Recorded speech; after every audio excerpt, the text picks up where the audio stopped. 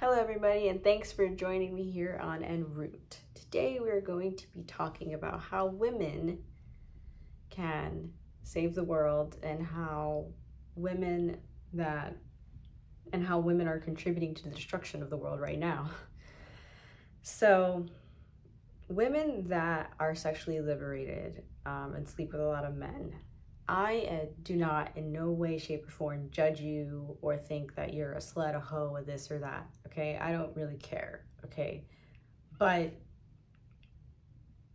at the same time, I do care because when a woman is promiscuous and when hundreds of women are promiscuous, that makes the women that are not promiscuous and that are not putting everything out there and that are not being sexually aggressive, that puts us in a place where we don't actually find husbands as much anymore because there's so many options available for men for free.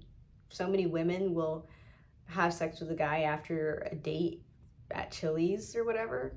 The amount of effort a man has to put into a woman to get her into bed is so low nowadays, and women's standards are so low nowadays that we have created this atmosphere where we have essentially broken family life because we want to be sexually liberated.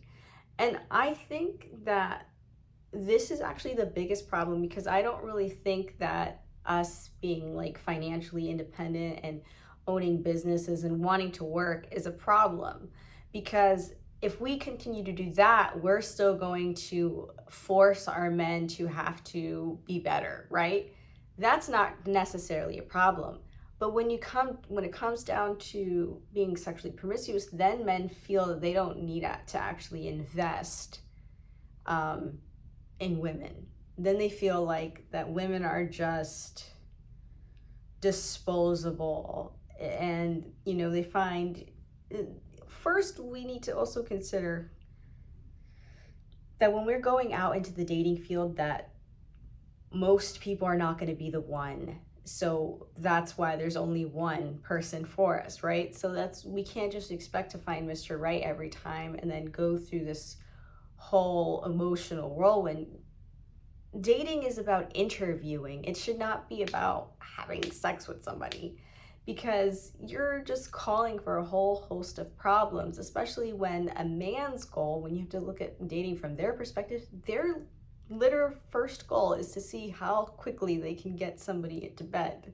Like, that's their main thing. And with you having to think about that, you need to realize that he does not care about how you feel. He does not care about what you think. He does not care about what you want, okay?